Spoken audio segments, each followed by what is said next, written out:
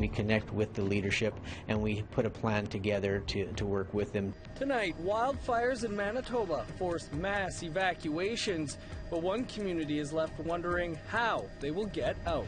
We came to talk about the $40 million a day that we are shipping south of the border because they are our only customer for our product today.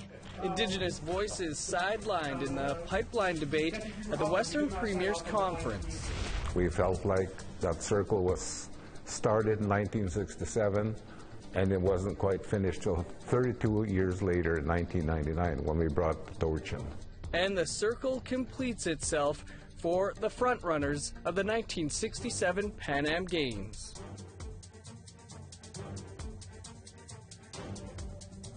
Good evening. Welcome to APTN National News. I'm Dennis Ward. 2 First Nation communities in Manitoba have been evacuated due to wildfires, and more communities are becoming affected. Ashley Branson brings us more. 4 Manitoba First Nation communities have been affected by wildfires just this week. Kahnawake Cree Nation is located 400 kilometers northwest of Winnipeg. The community has now evacuated over 700 residents. Evacuees are staying in hotels in Brandon, Swan River, and the Paw. Kahnawake First Nation is another community that had to evacuate. A spokesperson from Red Cross confirmed the evacuation order had been lifted. Residents are now set to return to their home tomorrow.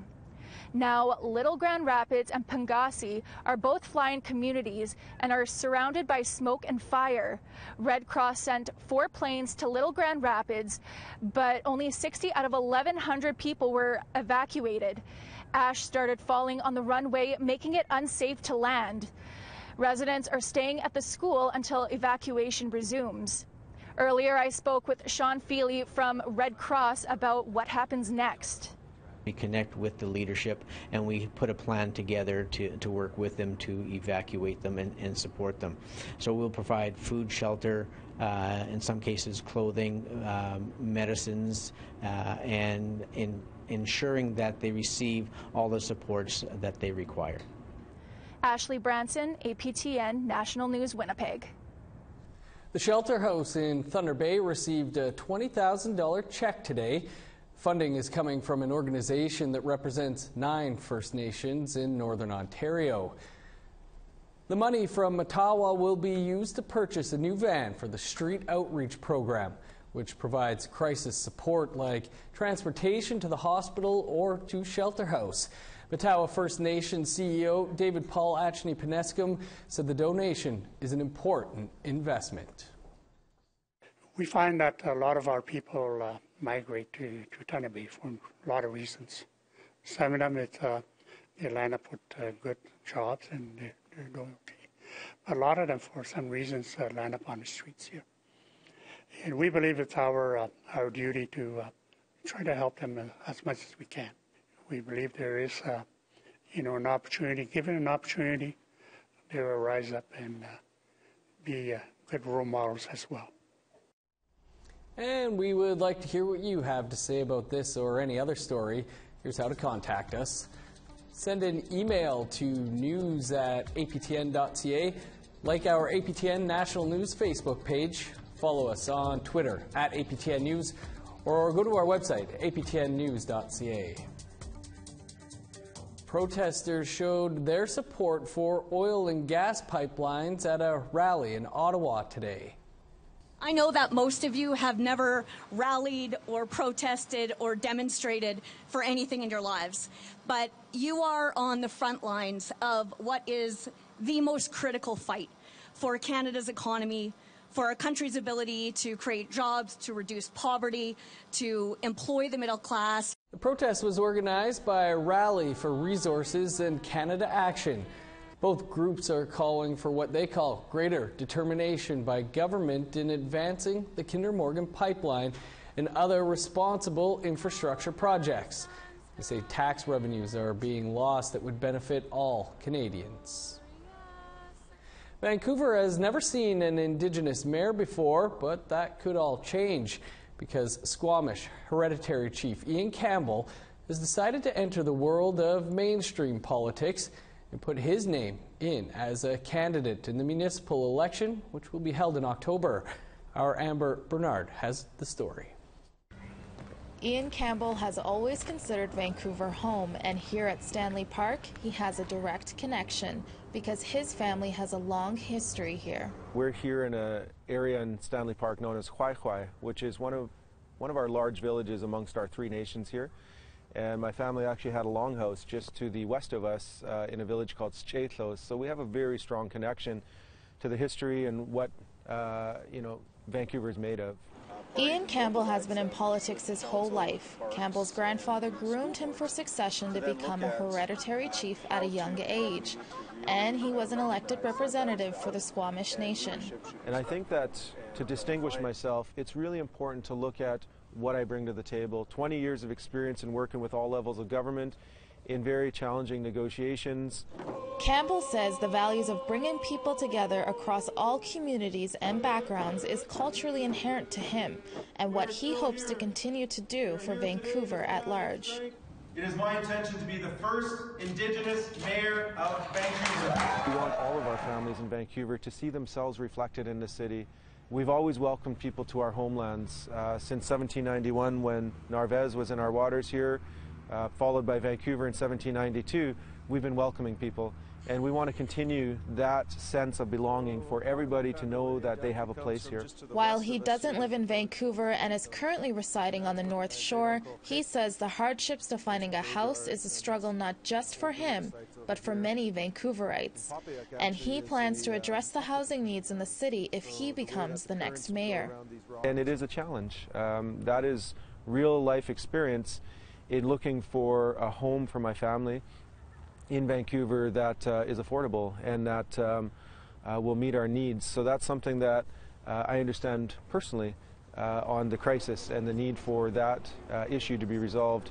He also believes during this time of reconciliation, Vancouver is already making amends with Canada's history and moving forward to positive relationships with its First People. I felt it was a good time to step forward, especially in a city of reconciliation. And while we have progressive governments in Victoria and Ottawa, I felt this would be a great opportunity to expand on that and to see my skills put to use for the benefit of all Vancouverites. Campbell remains hopeful and plans to make history as Vancouver's first Indigenous mayor. Amber Bernard, APTN National News, Vancouver. The Alberta government has passed a controversial bill that gives them more control over how their resources are shared with other provinces.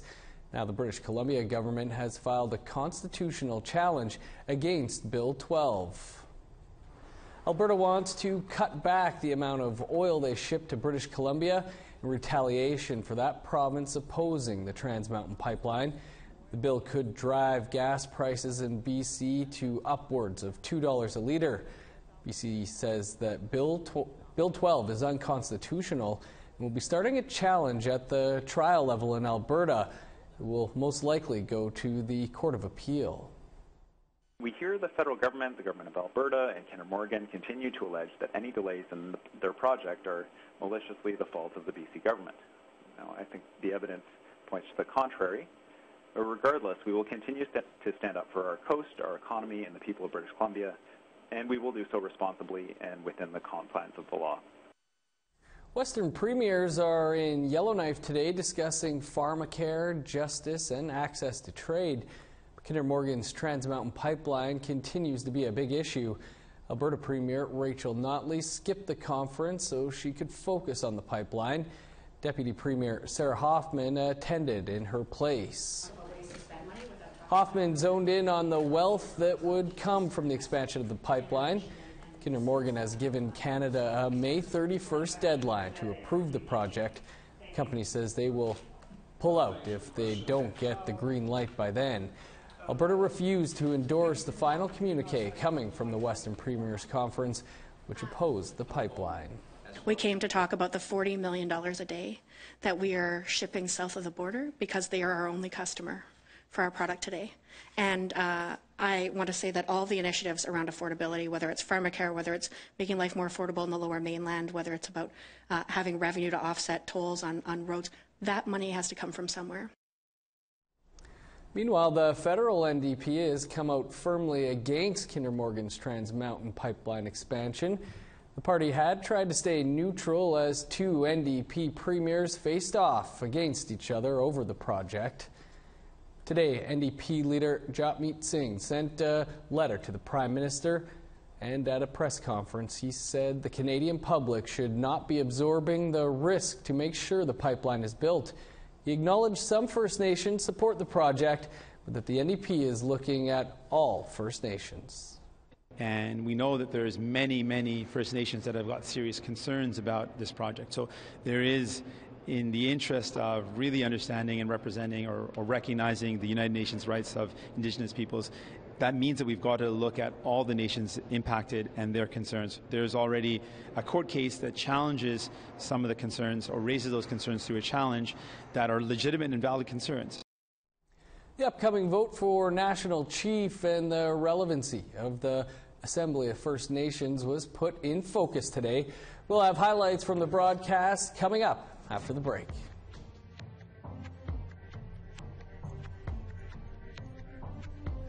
Here's a look at Thursday's weather forecast. Starting on the East Coast, a sunny high of 15 in Fredericton, 10 in Halifax. Cloudy with a high of 4 in Happy Valley Goose Bay. Snow and +1 in Inukjuak. 21 under the sun in Montreal, +5 in Sept-Îles. Sunny across most of southern Ontario, 29 in Toronto. Rain and 27 in Sault Ste. Marie. Rain and 17 in Wawa. A wet day in Sioux Lookout with a high of 27. In northern Manitoba, 29 under the sun in Thompson and Island Lake. A rainy day in the south, but warm, 28 in Winnipeg, Brandon, and Dauphin. Rain across much of Saskatchewan, too, 25 in Estevan, Swift Current, Regina, and Saskatoon. 23 in Stony Rapids and Uranium City.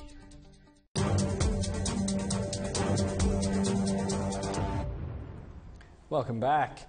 Could we see a Mohawk in space? Wednesday, the Canadian Space Agency paid a visit to a Kahnawake school to let the students know that not only is it possible, it will be easier in the future. Tom Fenario explains.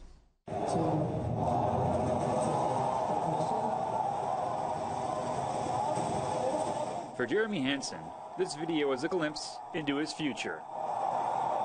As a trained astronaut, he's one of 2 Canadians expected to go to space within 6 years. Isn't that cool?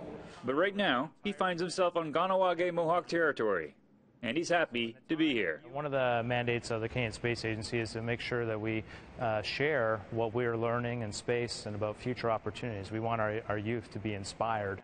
Hansen's message to a couple hundred Mohawk teenagers was clear. Technology is making space exploration cheaper, meaning that soon it will be easier for people to leave planet Earth. Industry is going to provide new opportunities for them, and they should be considering that when they're talking about what they want to do in the future. Principal Jackie Leclerc says in the 23 years she's been at the school, not many students go on to pursue science. She hopes that talks like Hansen's will fuel a greater interest in science that can be incorporated into more traditional knowledge. I just think we need to do this more often with kids because, you know, science is out there. It's in our back door and everything else. And I think we need to get more First Nation people into science to actually to discover our own stuff that we have in our environment. 13-year-old Ainuk Kwayondu Delormier says he's not sure if he wants to be an astronaut, but he's interested in the new technology.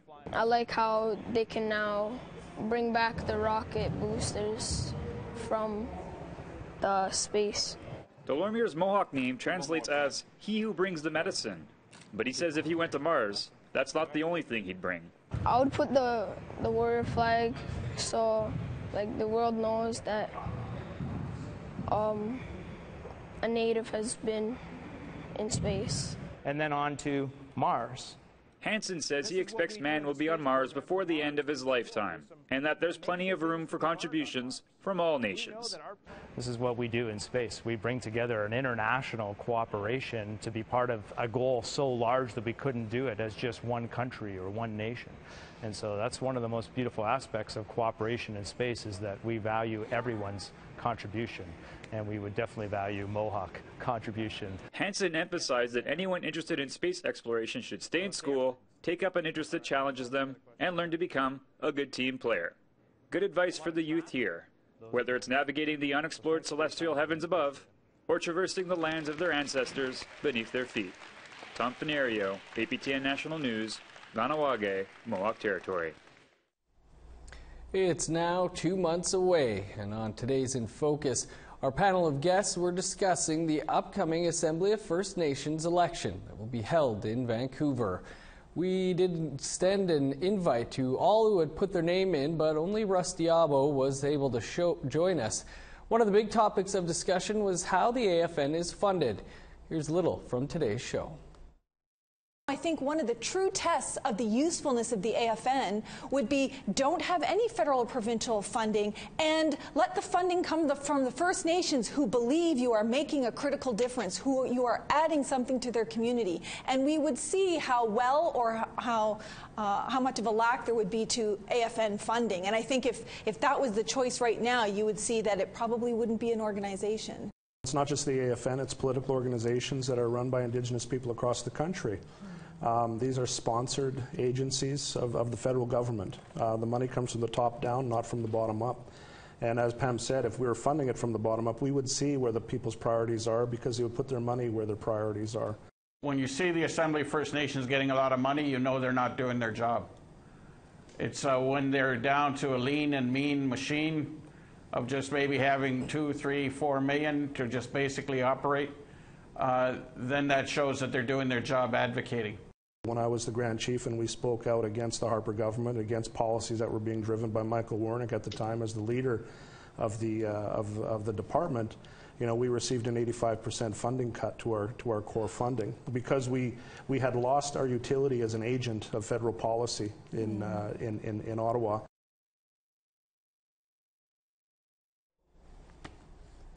A high-level hockey tournament is coming north for the first time. Details on that and more after the break.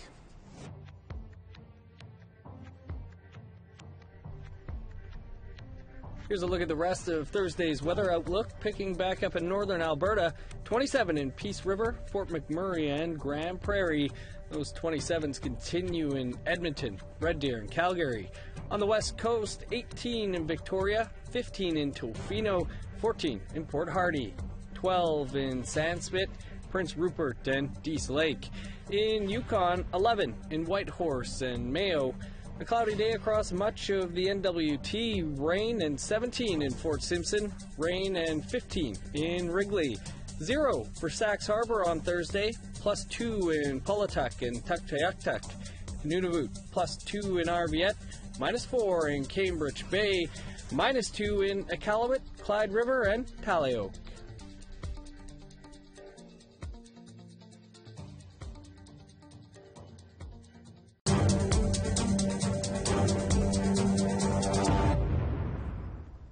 Welcome back. There are many Indigenous athletes renowned for their talent, inspiring young and old alike. But Indigenous athletes were not always so celebrated. Here's Beverly Andrews with more on a documentary about athletes being shut out. I watched the fireworks at the stadium from the rear window of the bus that took me back to residential school.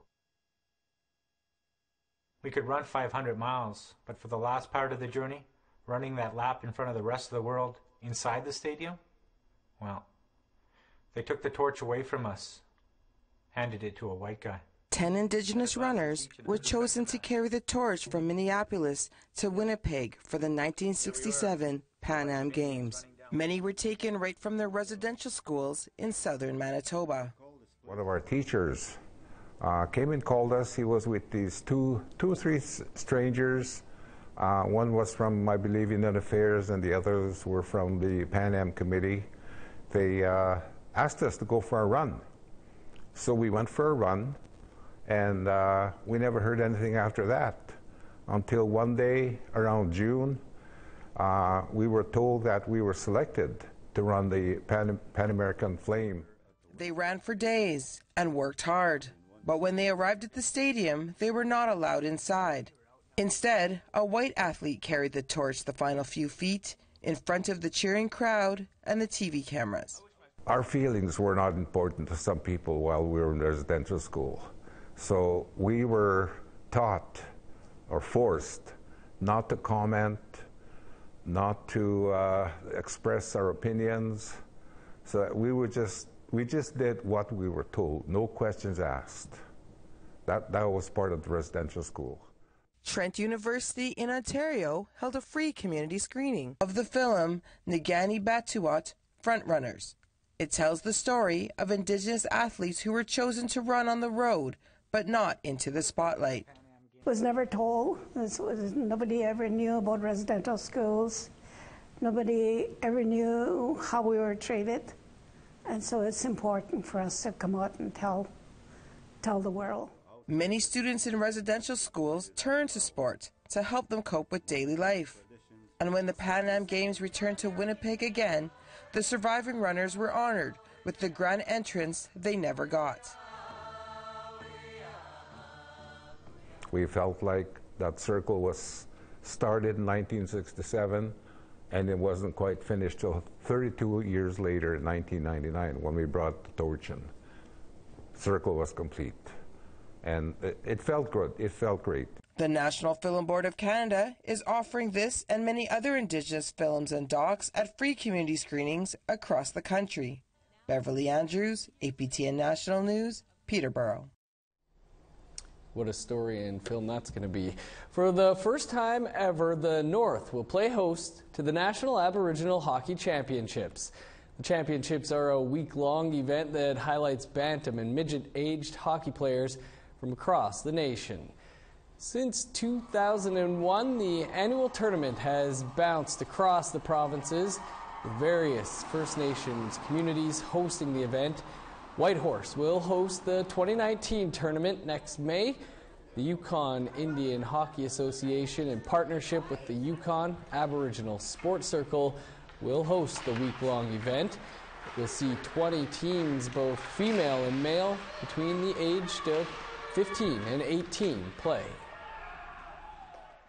It's very high-level hockey, and it'll be really great for younger Aboriginal youth from the Yukon communities to see, this level of hockey and something for them to aspire to, and to know that, if they work hard and put their mind to it, that they can be playing on this kind of platform.